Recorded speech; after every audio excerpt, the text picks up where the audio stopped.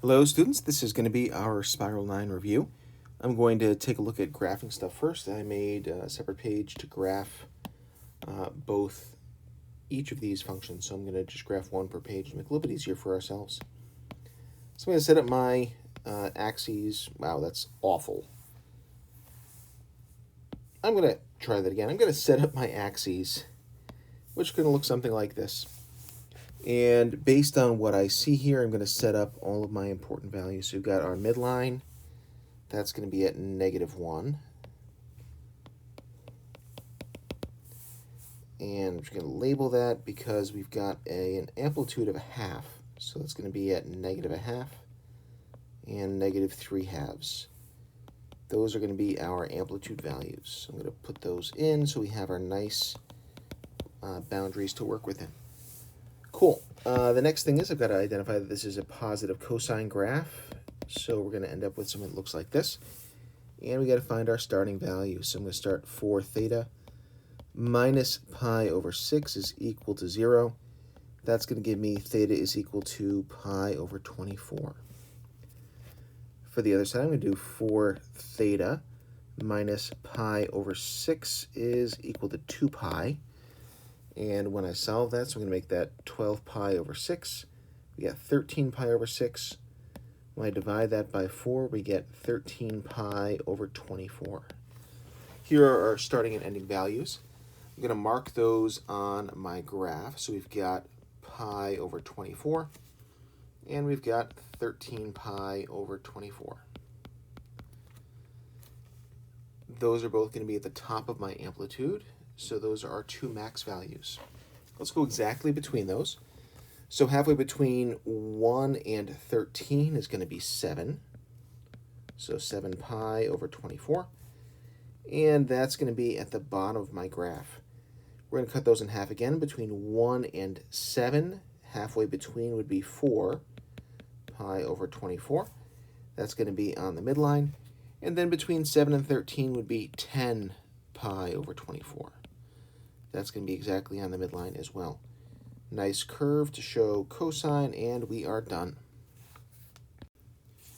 For the second one of these, we've got to graph cosecant. I'm just going to bring that over here. I'm going to kind of ignore the last time thing and set up some axes for us. We know that cosecant is going to be the reciprocal of sine. So the first thing I'm going to do is to graph sine of 2 theta minus pi over 2 plus 2. And I'm going to use that to help me graph cosecant. First things first, we've got our midline going up 1, 2. And here we go. I'm going to extend my axes because I made that way too short for what we're about to do. And from there, I'm going to go up and down 2 units. There's my baseline. And if I go up 1, 2 more, that gets me my top line for the amplitude. Cool. Same thing we usually do. We're going to start off with 2 theta minus pi over 2 is equal to 0. When I move that over, divide by 2, I get theta is equal to pi over 4. Same thing, I'm going to do 2 theta minus pi over 2 is equal to 2 pi. It's going to be 4 pi over 2. When I move that over, it's going to be 5 pi over 2, which ends up being 5 pi over 4 after I divide by 2. So let's mark those on here. We're going to have pi over 4 and 5 pi over 4. Those are going to be, for my sine curve, the beginning and ending parts of my cycle. Exactly between those two is going to be 3 pi over 4. And then I can cut those in half again. Exactly between 1 and 3 would be 2 pi over 4. These are actually pretty nice numbers to work with. That's not going to be on the midline. That's going to be on the top of my graph. And then we're going to have between 3 and 5 is going to be 4 pi over 4. That's going to be the bottom of my graph. Okay, so that would be our sine function. We know that that would have a shape that looks roughly like this, but we're not graphing sine, we're graphing cosecant. So all of our points in the midline become asymptotes. So let's put some asymptotes in here. Beautiful. We got some vertical asymptotes. And based on that peak, we're going to include that point because the reciprocal of 1 is itself. That gets us a u that sits on top of sine. And then we're going to use the bottom number in the trough to get the u that goes in the bottom. The green part of this graph is our actual graph. Anything that's purple was to help us kind of set that up. Next up, we got to do some trig models and figure out some stuff based on the information that we're given. So we have this roller coaster, and it's a continuous series of identical hills that are 18 meters high from the ground. Okay, so in other words, we're at 18, and the bottom of the hill is 2. And we're going to come down and do this, and go back up to 18, come down and go back to 2, and go back up to 18. And hopefully we can see that this is going to be some kind of sinusoidal motion. I always find it much easier to write equations using cosine, so let's do that.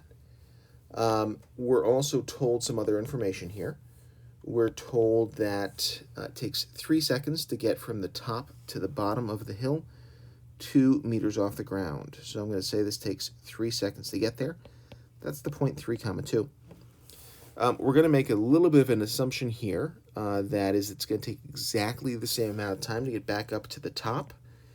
And that would be at 6, 18. Hopefully this gives us some information that we need, which is that it takes 6 seconds for 1 full cycle of our graph for 1 period. So if we're looking at our equation, we've got y equals the amplitude. Okay, so the amplitude is going to be top minus bottom to see how far apart they are, and then divide that by 2. I'm just going to write that as max minus min over 2 cosine. We've got 2 pi over the period. Then we got x minus the phase shift. We don't have a phase shift here. We're starting at time equals 0 because we can choose whatever time we stop at, and that's going to be 0 to make this super easy for ourselves. And then for our last part, it's going to be max plus min divided by 2, the average of the top and the bottom. So let's do some of this stuff up. Max minus min, 18 minus 2 is going to be 16 divided by 2. That'll be 8. Cosine 2 pi, we said the period was 6 seconds. And we said the phase shift was non-existent because we're choosing to start at 0 seconds. Finally, we need the average of the top and the bottom. So it's 18 plus 2 is going to be 20. Divided by 2 is 10. Cool. For the next one, we've got another theme parky type thing with a wave tank. And we've got John having a maximum height at t equals 1 second. So I'm just going to put that point on here. 1, 14. And 9 seconds, we've got a minimum height at 2 meters. So 9, 2. There we go. That's a better 14. Okay, this is kind of the same setup we just had, where we have this beginning part of a curve that we're going to assume functions sinusoidally. I like using cosine, so let's think about all of these pieces. So we've got the max minus the min divided by 2. That's going to give us our amplitude. And here that's going to be 14 and 2, so that would be an amplitude of 6. We've got cosine 2 pi over our period. So I've got to figure that out next. I know that if it takes 8 seconds to get to the bottom, it's going to take another 8 seconds to get back up to the top. So that would be at 17 seconds, 14. So it looks like we're looking at a 16-second full cycle. So let's say cosine 2 pi over 16. All right. Then we're going to have our phase shift. So at what point are we starting our cycle? We're starting at t equals 1. I could also use 17 here if I wanted to, but I'm just going to use 1 because that's the first point that is a maximum for us. And then finally, we're going to be looking at the midline. That's the average of the max and min. So I'm just say max plus min divided by 2. And when we do that, we got 2 plus 14, which is going to be 16. When we divide that by 2, we end up getting 8 as our answer. This equation is a model for this function. Next up, we got some trig identities. We got to try to make sense of what's going on here. And to verify these, again, I want to remind you that to verify something, we need to work only on the left side or only on the right side. Working at both at the same time is not what we're looking for here. For the first one, I don't see anything immediately that I can do on the left. So what I'm going to do is convert everything into sine and cosine. And cotangent is going to be cosine x over sine x. Please have a reference sheet so you can get this information. Tangent is going to be sine x over cosine x. All right, not a heck of a lot to simplify. Let's find some common denominators for the bottom. That's going to be cosine x over cosine x times cosine x over sine x. And then plus sine x over cosine x times sine x over sine x. The top of this is still going to be sine x. All right, that gives us cosine squared x plus sine squared x. That should be a nice ringing of some bells for you. And that's over cosine x sine x. We still have that sine x on top. At this point, I'm going to do two things. The first is cosine squared plus sine squared is always going to be equal to 1. So I'm going to rewrite this as sine x on top. And then the bottom part I'm going to rewrite as a sideways division instead of a vertical division. So we end up with that 1 that we just talked about. Divide by cosine x sine x. When we do that, we end up getting sine x times cosine x times sine x, which is cosine x times sine squared of x.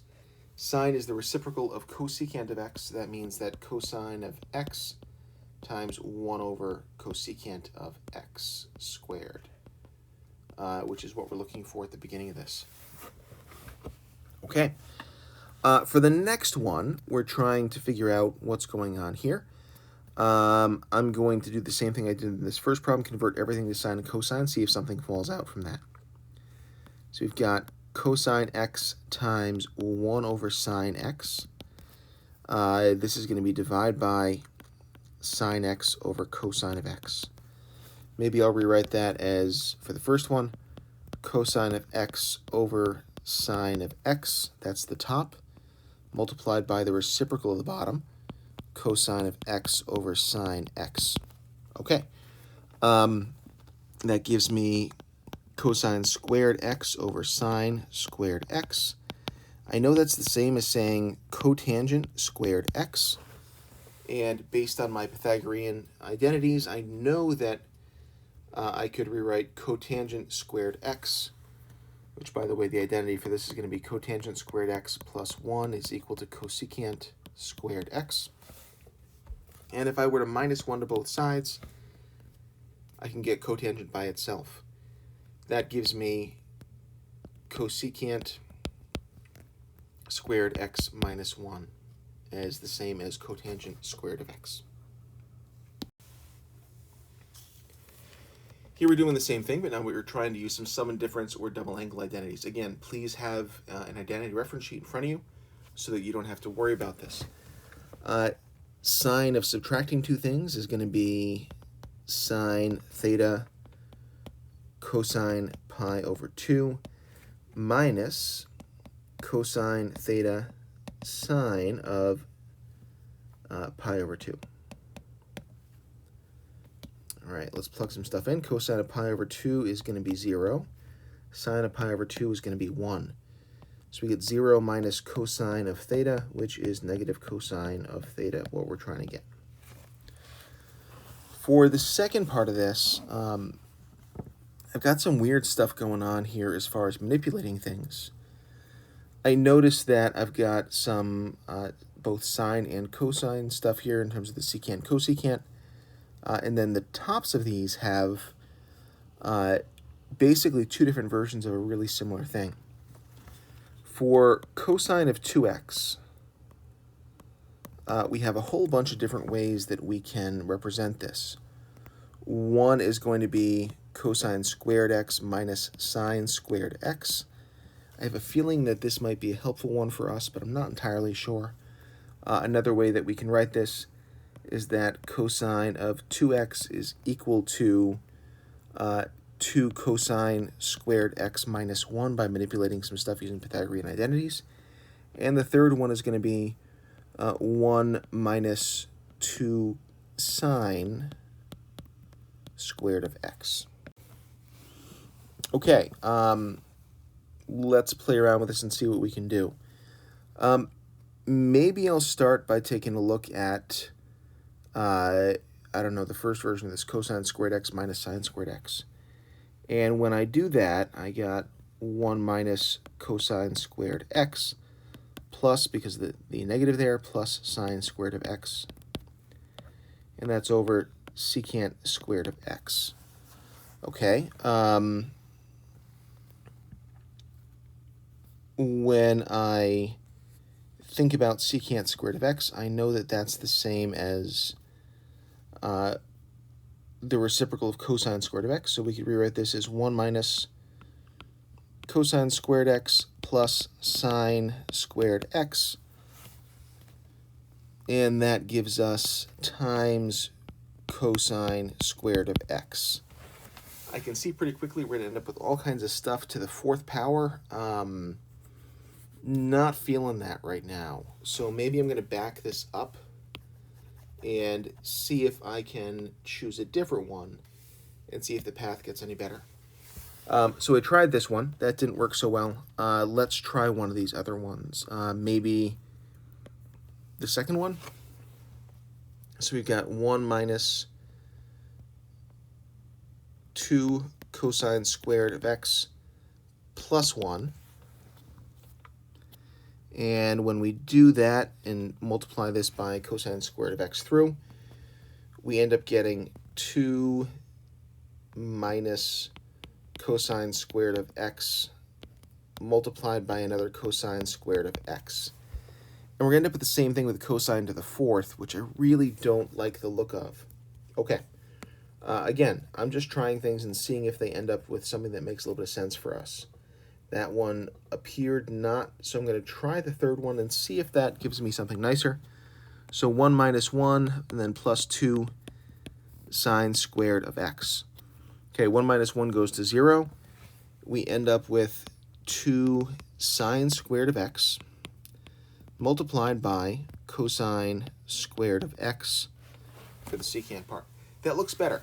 We've got nothing here that is going to be to the 4th power, so that's nice. And maybe we can make some sense of this based on the stuff we have here. For example, I noticed that I've got a cosecant squared in the bottom. I've got a sine squared. I could rewrite this as 2 cosine squared of x over cosecant squared of x. That gets me something. I also noticed that I'm trying to turn this back into cosine of 2x.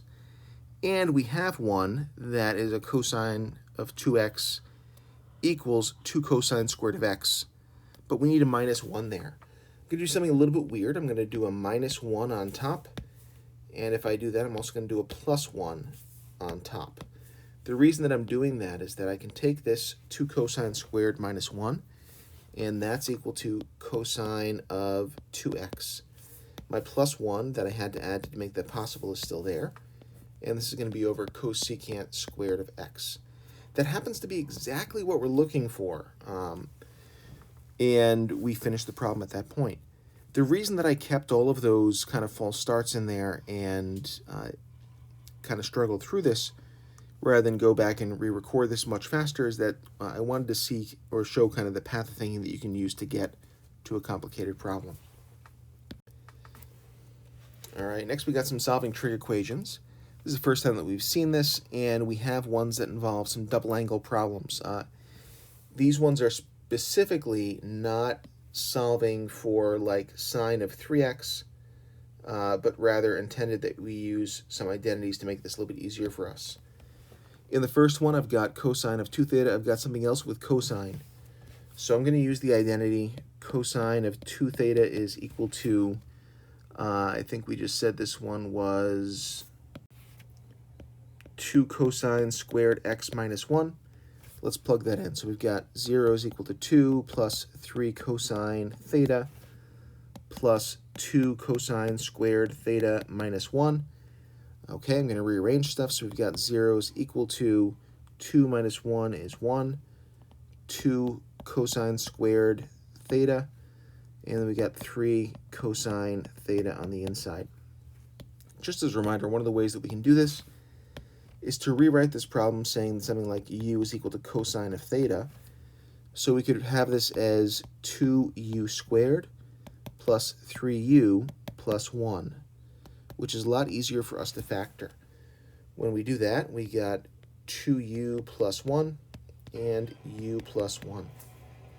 That gives me u equals negative a half and u equals negative 1. But we know that u is cosine, so cosine of theta is negative a half, and cosine of theta is going to be negative 1.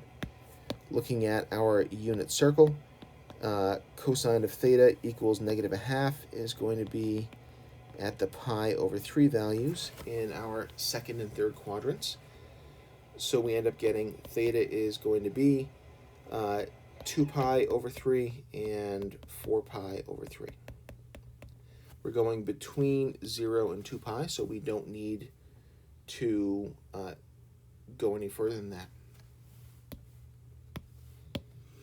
All right, looking at the next one, if we're looking at negative 1, that only happens at the far left side, so theta would be pi. These are our 3 answers. For the next one, we're doing the same thing, but now we've got stuff with sine on the other side. That means I'm going to use cosine of 2 theta is equal to 1 minus 2 sine squared of theta. Again, please make sure you have a reference sheet with these on them so that you can have them in front of you. You don't need to try to memorize any of them.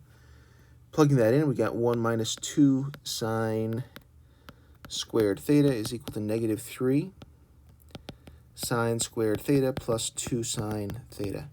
Let's bring everything over to the same side, and we've got 1 sine squared theta. I've got just a plus 1, and then I'm going to have a minus 2 sine theta. This is going to, if we set u equal to sine theta, we're going to have u squared minus 2u plus 1 equals 0. That factors into u minus 1 squared, which means u equals 1. That's sine of theta. So if sine of theta equals 1, on our unit circle, that's going to be up here. That's going to be at theta equals pi over 2.